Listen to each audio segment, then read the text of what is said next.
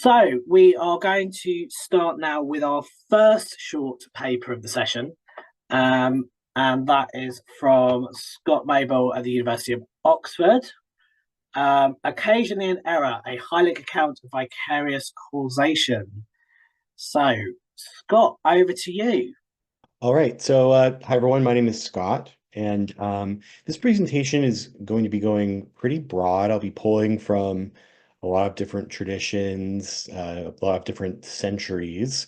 So I'm just going to get rolling, talking about a couple of the philosophical problems that I've been working on. The first one is the meaning of life, or the concept of purposiveness or value in human lives. One of the thinkers who has been most influential on me on this topic is Hans Jonas. Those of you who aren't familiar with Jonas, I'd really encourage you to look at his work. He was one of the great thinkers, I think, of science and religion in the 20th century. He was born in Prussia, and studied under Martin Heidegger. He ended up being, very, betrayed alongside all of the other, German Jews, both by his country and also, specifically by his teacher when Heidegger joined the Nazi Party. He ended up leaving Germany. He managed to leave in time and safely, traveling to England and then moving to Palestine. From there, he joined the British Army and ended up returning to Germany as part of the invading Allies and helped defeat the Nazis before moving to the United States and having a very productive philosophical career there. So he's a really amazing person and did a lot of fascinating work. His dissertation under Heidegger was on the concept of gnosis, as in a reference to ideas from early Christianity and other ancient Mediterranean religions. And in the book that he published based off his dissertation, he ended up including an analysis of Gnosticism, of Valentinian and Sethian Christianities, of Manichaeanism, and comparing it to existentialism. And the results of the analysis, he ends up framing the situation that we're in philosophically, at this point about 100 years ago, but it's something that continues to this day, of two different problematic views when it comes to, how do you find meaning in life? What does it mean to live a life that is valuable in this world? Where you have on one end existentialist dualisms, which of whom Heidegger was his main target, where human values become something radically separated from an aesthetic background. Or in contemporary secularism, a sort of material monist view, which is to say, we live in this one harmonious, system, and we call this system the universe. And this universe, radically subsumes us, and everything that we do is entirely mechanical in nature, ultimately. So he compares these two positions to from Homeric myth, the Scylla and Charybdis, these two sea monsters that Odysseus has to navigate through. And he hopes to find a sort of middle path. My research direction, at least, has been not necessarily to look for a third way or a middle path, but instead looking at something that, in a certain sense, radically subverts and is maybe even more monstrous than either of the other two. And that's the speculative realist movement, which is a contemporary philosophical movement. And today I'll be specifically talking about object-oriented ontology, which is a field most associated with a thinker named Graham Harman, where in object-oriented ontology, everything that exists is conceived as an object. And objects, contra materialist monism, have a radical autonomy to themselves, to the point where, they are inaccessible even to each other. And contra the existentialist dualist position, it's not that there's no radical divide, no split between phenomena and noumena, Kant, but instead that all objects, not just humans, experience or have this divide between phenomena and noumena. So no object has direct access to each other, and objects interact with each other, without human thought whatsoever, along the same lines of this sort of separation. And in that way, object-oriented ontology is, radically unanthropocentric. It's attempting to overcome this issue of all of our knowledge being, filtered through our frameworks and our understanding of the world, and instead trying to think more broadly about objects as a whole. And in that way, a lot of the work being done there is integrating insights from Whitehead alongside Triple O's own critiques of Heidegger. So the second issue that I'm looking at that's relevant to this is thinking about object-oriented ontology as related to active inference. Active inference is a research program which emerged out of the computational neurosciences. It originally was a sub-theory to predictive processing, the idea that the brain is a predictive engine. But it slowly has grown to become almost a universal theory, not of everything, one word, but everything with a space in between. Essentially, the formalism in active inference can be used to describe not just, the behaviors of human and non-human animals, but also of candles and crayons writing on paper and any other object which is maintains a non-equilibrium steady state, which is to say it has a normative structure that is, constantly under slight changes due to the entropic dynamics of the environment. But the problem in active inference is that its ontology is often very vague. And it's been proven to be very difficult to philosophize with. I've included some citations on some of the debates around what the implications are for active inference in terms of, what actually being described, like what does it mean to be a scientific realist and to apply active inference theories. But my view or my hope is that there's some interesting parallels between active inference and triple O that might help active inference via triple O philosophy. And I'll talk about those parallels in a little bit, but frame the issue with the discussion of this conference. Causation is an element of both of these problems. So, on the views that Jonas was critiquing, in the materialist monist view, all causes that we perceive as, emerging from ourselves are essentially illusory. That the laws of physics are the ultimate real causes of everything that happens, and our insignificant day-to-day, moment-to-moment reality is entirely narrativistic whenever we use causal explanations about our relations to each other and things that we care about. Whereas, on the existentialist side, I look here at Sartre as an example. Causality is an entirely human construct. Essentially, causality entirely emerges from one's framework and is entirely reliant on that framework, which is to say that whereas in Laplace, causation is what dictates us, for Sartre, we are the ones who dictate causation. And just like, it's a problem in the value of meaning, we get these weird questions around what causation even is. And so Triple O has its own account of causation. Active inference as a science is interested in causation. And so I want to take a close look at that. So I'm going to talk about the compatibilities between Triple O and active inference, first by giving a primer on active inference itself. I'll then talk about some of the problems in Triple O's occasionalism, where Triple O takes a view from Islamic theology as a way to think about causation. And then I'm going to be introducing the work of Margaret Lucas Cavendish as a way to resolve some of those problems and present a view on causation that I think will be interesting. So this is an image from a sort of typical active inference paper. You can see here that the internal states of the brain get separated from its environment as hidden states. through sensation and action. Active inference relies on a mathematical formalism described by the free energy principle, which argues that for objects to exist, they must have some sort of mechanism to maintain their relative stability over time and resistance to the entropic dynamics of their environment. The math of the free energy principle makes use of Markov blankets, a way to isolate systems while not ignoring their relationship to the environment.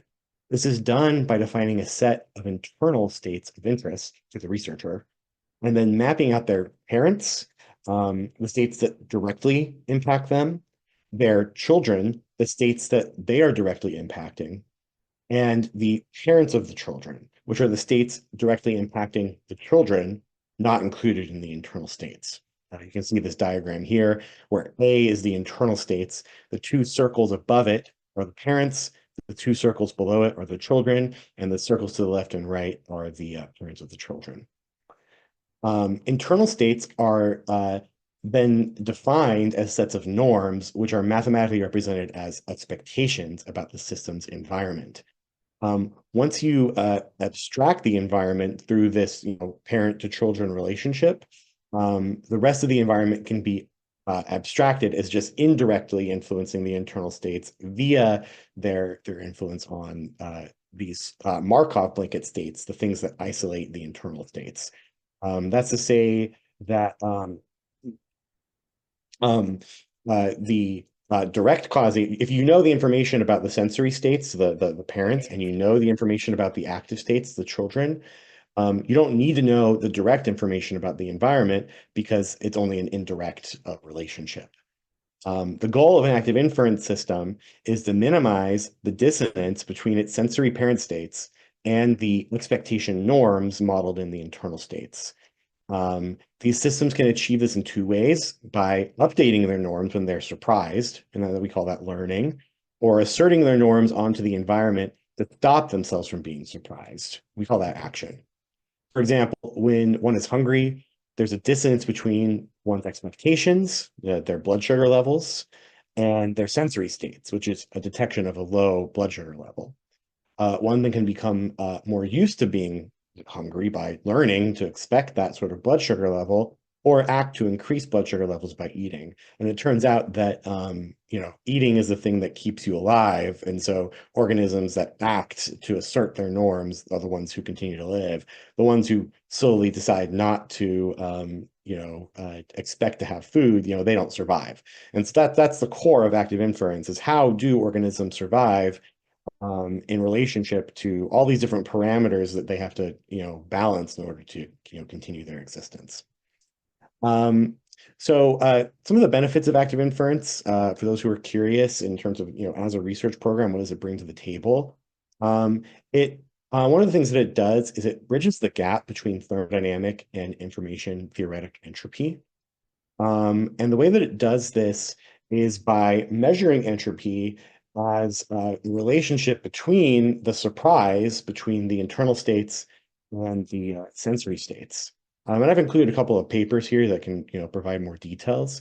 But those of you who are familiar with, the concept of entropy know that it is a, very variable term depending on what context it's being used in. And some of the insights in active inference can help bridge those gaps.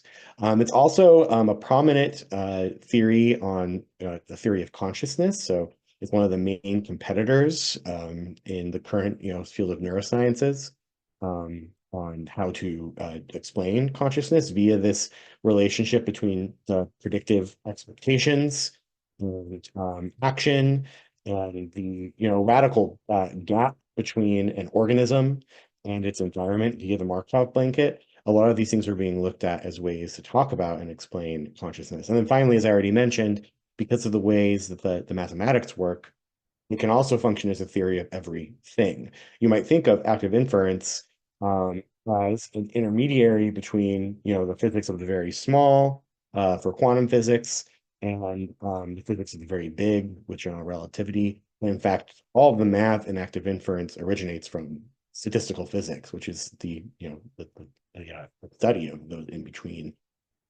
states.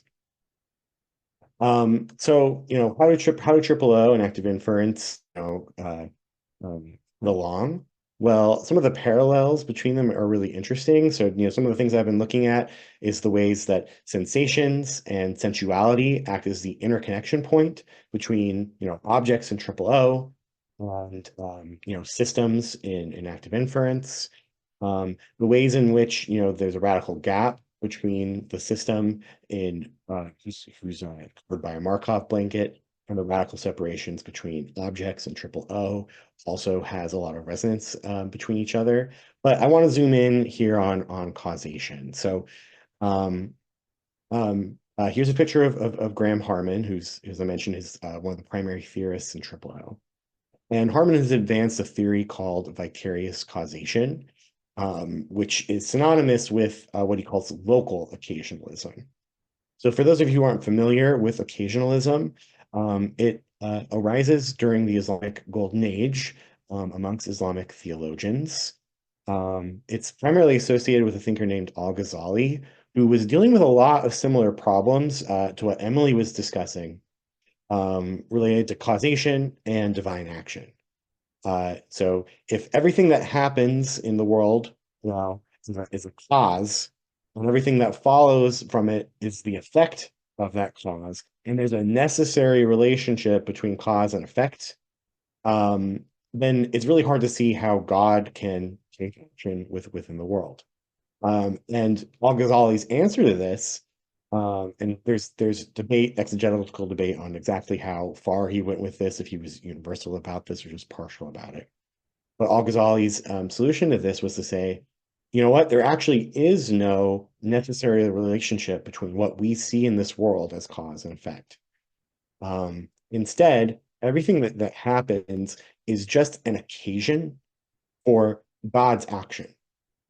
And so what we see as, a relationship of cause and effect in the physical world here is actually something that's entirely mediated by the divine.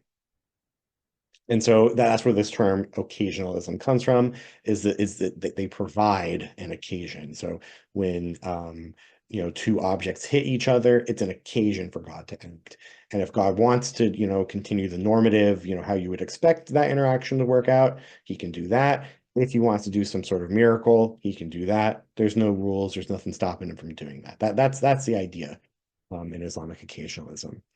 And so Harman ends up adapting this idea and saying, well, we actually don't need, God as a mediator here.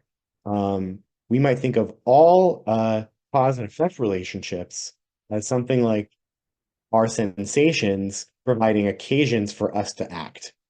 And that also ends up being true for all objects, is the idea. So it's a pretty radical, conceptualization of causation that definitely doesn't align with people's day-to-day intuitions. But there are also problems with the view.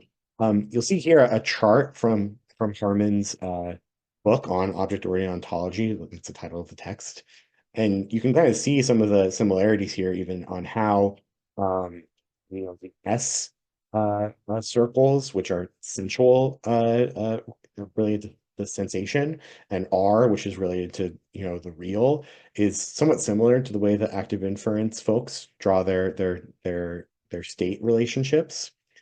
So Harman gives a really nice example of how this occasional causation works, with the example of a person observing an artwork, where the person does not get a direct observation of the real object, which is the art, but instead, is only able to sense this facsimile of the real artistic object.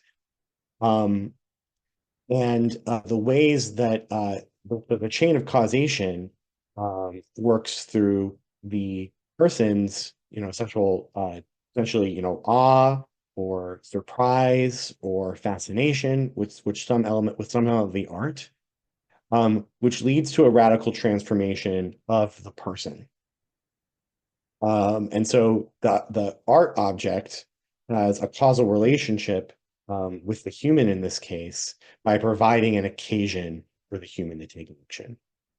Now, what are the issues with this? Number one, what about things like dark reaches? What about, purely physical events? So triple O is meant to be able to talk about object-to-object relationships that have nothing to do with humans. And that example is very, anthropocentric. Um, Berman also ends up making what I argue to be a historical error. And it's this historical error that I think will help rectify some of these problems, which is that he credits the philosopher and social theorist Bruno Latour as the founder of local occasionalism, of vicarious causation that doesn't require God as mediator. Um, and that's true to a certain extent. Latour did have an account that was similar to this in his actor network theory. However, it turns out that the theory of local occasionalism is much older than Bruno Latour, who was, primarily active in the 20th century. The earliest thinker of local occasionalism that I am familiar with is Margaret Lucas Cavendish, who was a poet, philosopher, playwright. Many of you may be familiar with her, potentially through the works of Helen Day Cruz, who I know that a lot of people here admire. Um, Helen's done work with Cavendish's science fiction writing. You can make the argument that Cavendish was the first or one of the very first science fiction authors with her text, The Blazing World. You might even remember the image of the bears trying to use the telescope. That's Cavendish. So Cavendish worked in the same circles as Descartes, as well as Thomas Hobbes.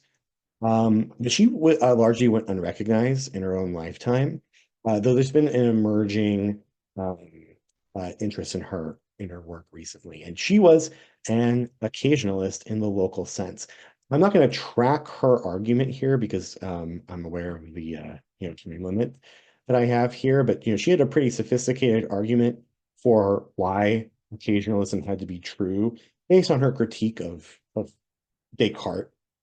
The debate itself is, not fully relevant to the discussion today because it was mired in the sort of substance metaphysics of the Cartesians themselves. So as long as one doesn't hold to, any of those views, the arguments are not directly relevant. Um, but what she did do, in addition to arguing for occasionalism, is she developed a pretty sophisticated conceptual apparatus and framework for how occasional causation. Um, so a lot of this is being pulled from Deborah Boyle's work on Cavendish. She's an expert exegete on Cavendish's work. In Cavendish's occasionalism, all objects are a part of nature, but nature does not act down. So any idea of, and this is, pre-Newton anyway, but any idea that the ways that physical causation works is a top-down, almost transcendent law of nature that shapes the behaviors of all objects in the universe, that doesn't work in Cavendish's account. So its objects are acting on their own, and any sort of patterns that we might see that look like laws of physics would be emergent processes from the actions of objects. The object that's providing an occasion for another object to act is called the agent, and the object that's acting on the occasion is the patient, is the terms that she uses. For Cavendish, not all actions are occasions. There can be voluntary forms of action. So the example she gives, for a person is, we might have an imagination process that is not occasioned by anything outside of us. Whereas, sense perception, which she thinks of as a form of action, which is very compatible with the collective inference view, by the way, is something that is occasioned by another object. And core to how this occasionalism works is that occasion actions are either sympathetic or antipathetic. So to give an example, if we see, the example that she focuses on is, the transfer of motion between two bodies. So you have an impact, and then the other object, copies or mimics the, behavior of the other. She didn't think that it was possible, metaphysically possible, given the ways that she understood substances, for motion to be transferred. And so instead, the agent, which is initially moving, occasions the patient to just copy it using its own, force and ability to move. And so that's a sympathetic response. So whenever a patient acts sympathetically, it's mimicking or patterning itself off of another object. An antipathetic response is one which disrupts the behavior of the agent in some way, usually by presenting, another occasion for the agent to act, almost like a counter action. So an antipathetic response would be to try and stop the other object from moving, to try and get the agent act like the patient, where the patient was sitting still, right? So the patient then asserts itself onto the agent as opposed to mimetically copying it. Now, Cavendish doesn't assign moral qualities to antipathy or sympathy. You can get a desirable outcome out of either of them. So, the examples that I give here on the slide, you can get cold due to a sympathetic response, right? You go outside and it's cold outside, your skin has a sympathetic response and begins to match the temperature of the area around you. Whereas your metabolism has an antipathetic response that heats you up. Similarly, you might learn something from a discussion where update your own beliefs based off of a debate, or you might try and assert your beliefs on in a debate. And that's good or bad, depending on if you're, right or wrong, right? So there's nothing good or bad inherently to antipathy or sympathy. But all forms are ultimately mimetic or counter-mimetic. And it brings up an interesting, view of how new properties can emerge in objects, which is the process of mimesis over time. So, I grow up in my hometown and I am essentially, a compound, set of mimeses of my parents, my community, and then I move to another place and I get exposed to all sorts of new people, or I go to the local library and I pick up books from people who are written from far away, and all of a sudden I start, assuming that I have a sympathetic response to those things, I start to transform. And I don't just become a copy of those other things, but the traits that I already have end up synthesizing with these new traits, and unpredictable new properties can emerge, new qualities can emerge in these objects, and that's the account for how change functions over time in Cavendish's view. So what would a synthetic account of occasional causation look like? Well, the way that it might You've look got like, 5 minutes, Scott. right? Thank you, Finn. Is Seth Davies, who's another person who works in O, uses the term hyletic, where the hyletic is the initial encounter between two objects. It's a moment of radical indeterminacy because of the separation between them. The objects then have indirect sensual relations with each other by coming to understand each other through the information that is shared between them. Um, and the objects end up being surprised because the norms which inform them, the norms which allow them to maintain their continuity over time, don't align with this object that they are encountering. And this ends up triggering either or a combination of mimetic changes and counter-mimetic action, where it might end up being the case that there's a rejection of the other object and an attempt to enforce one's own normativity onto it, or it might radically change the patient who's now encountering this new thing. And these interactions might be mutual, they might be one way, they might last a long time. You might find that two objects develop a set of norms together and form a relationship that makes a new compound object. This sort of relationship between people that can lead to the formation of social groups, as an example, who all share norms across a social system. Um, And active inference then becomes a mathematical formalism to study those dynamics and think about the ways that that is working at the level of an ontology grounded by object-oriented thought. Now, one of the things I think is an implication of some of this work is that there seems to be a vector, at least, where active inference and philosophy can, be productively engaging with each other through OOO. I think that if nothing else, if you think that everything that I said was bogus, I hope that there's some interest in Cavendish. I think she deserves a spot in the OOO canon. I think she deserves more work in general in philosophy. I hope that this at least brought up a little bit of interest in Hans Jonas as well as a science and religion thinker.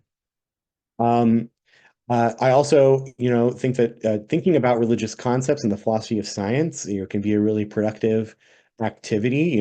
Some of these ideas originate from, the medieval Islamic period. And it turned out to be productive, for somebody who does work in active inference to think about those things. And then in contra, the materialist monisms and existential dualisms, I think we got a view which, isn't a middle path between those positions, but instead something very strange and very weird that, could be productive ground for talking about meaning and value.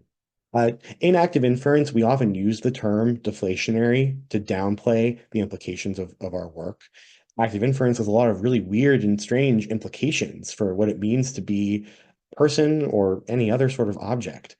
But it can be hard to discern when this talk of deflation is something like epistemic humility, and when it's something like bending to the social norms, which don't allow for this strange talk of what it means to be a human or what it means to be an object. And there's a desire to avoid making people feel uncomfortable, and I totally sympathize with that view. And I always get a little nervous whenever I talk about anything controversial because I don't want to receive an antipathetic response.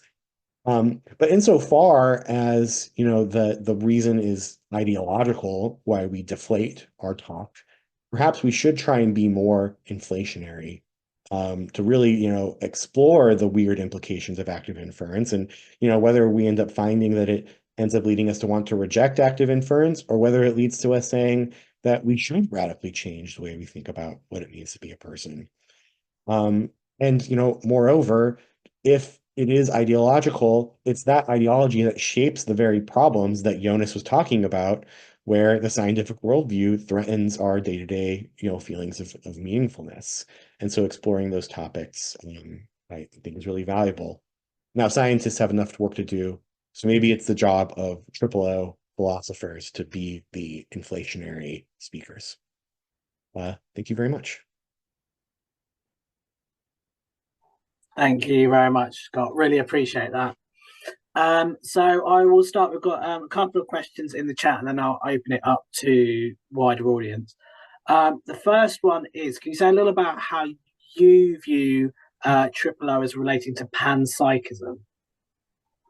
That's a great question. Or not, No, that's a great question, and that's really insightful question because Harman, as the key thinker in OOO, he's not like fully endorsed panpsychism. His position is that panpsychism is fully compatible with OOO, and you're absolutely right, Andrew, when you ask that, because this phenomenal noumenal split, at least our associations with phenomenology, human phenomenology is consciousness. Now, it's not necessarily the case that it has to be panpsychist. In fact, you might think about active inference as a way to think about phenomenology outside of consciousness. So if you think about phenomenology as the way that we structure information, for example, then the ways that humans consciously process information might be different than the way that a rock processes information.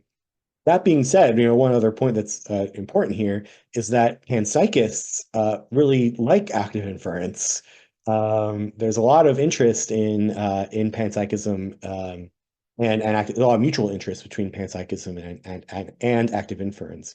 Though this is actually another good example of deflationary talk. The key folks, who are like the active inference, leads in the field, they tend to distance themselves from those sorts of discussions, and the implications of panpsychism in active inference. Thank you. And another one, which I think you briefly touched on right at the end, which is also from Andrew. So thank you for two really insightful questions, Andrew. I think really, really helpful for those perhaps less familiar with occasionalism. Does occasionalism create a problem for the continuity of identity? That's interesting. Maybe I can frame how I'm interpreting that question. Maybe Andrew, you could follow up a little bit. Sure. Is Yeah. the idea perfect? Is the idea that you're talking about that, the object, the individual objects that God is acting on, they aren't responsible for their own continuity. It's God's action. Is that the idea? Yeah, I mean, I don't know a huge amount on this subject, but it struck me that if God is recreating in order to simulate causation, that also includes just something staying the same. That it's a bit like a cine film that's split into lots of little slices. And so it gives you the appearance of continuity of identity, but really there are joints. Yeah, totally. I mean, I think you're totally right that like the concept of divine occasionalism does present a problem like that. I'm sure there's ways that you could, work around it.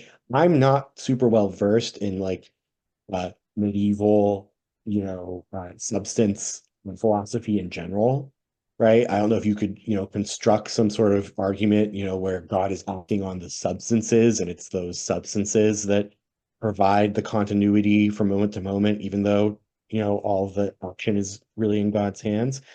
In, Triple O's version of occasionalism, in some ways it's, the fact that causes are occasioned, um, you know, requires continuity. It's only the fact that an object which withholds from its environment, has dormant elements at all times. It's not all of it is acting all at once all the time. And the fact that it can, bring out certain elements of itself, pull back elements of itself, act or not act when, the occasion is provided, that, there's, pretty profound continuity there. Thanks. One more thing I might add to that actually is I did a little bit of work in undergrad. I took a course on mind, language, and identity. And, we're all familiar with, problems like the ship of Theseus, and other issues related to the continuity of self. We talked a lot about John Locke's idea that memory is what provides identity over time. And we talked about the problems with that, including, things like things you don't remember anymore. Are you no longer identical with that, part of yourself or not? But active inference ends up, providing some solutions to the problem of identity, because the normative internal state models that active inference is trying to map out, they are directly designed to change over time. And so whatever instance of work or energy that gets applied to some matter to craft an active inference system, like station for a mammal, for example, ends up formulating a system which has continuity over time, despite the fact that its norms and expectations change as it goes through this mimetic and counter-mimetic process. Thanks, Scott. Luca, you've got your hand up. Got some 5 minutes left of questions. Okay, just very quick question. I really like you bring into conversation Hans Jonas. I really like him.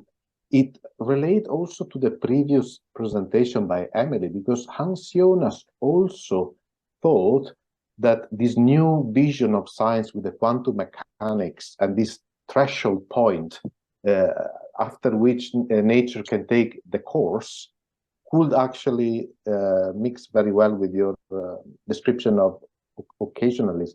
But I also would like to ask, why did you choose to call Jonas a scholar of science and religion? That's unique. I like it, but not everyone will call him like science and religion, because he's a philosopher. But yeah, thank you. Totally. Yeah, so the reason why I think about him, partially that way, he's a philosopher too, of course, is for me, my touchstone work for him is the Gnostic religion. I think the Phenomenon of Life is also, a really special text, but the Gnostic religion is the one that most impacted me in my development.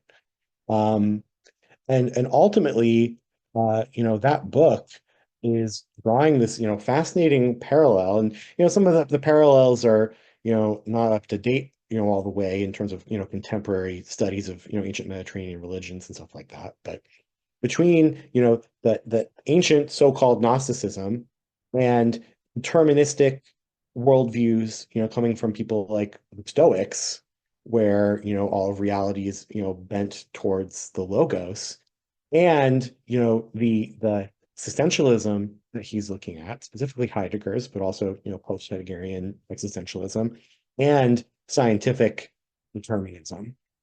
And so you have this, interesting dynamic between, contemporarily between this, scientific view and, the existentialism, which is not a religious position, but then, anciently between a religious position and a philosophical position. And those end up paralleling each other. And I think they're really insightful for a lot of discussions that happen within science and religion. It's a really special text. Thank you. We have 2 minutes, so I don't know if anyone has a final quick question for Scott.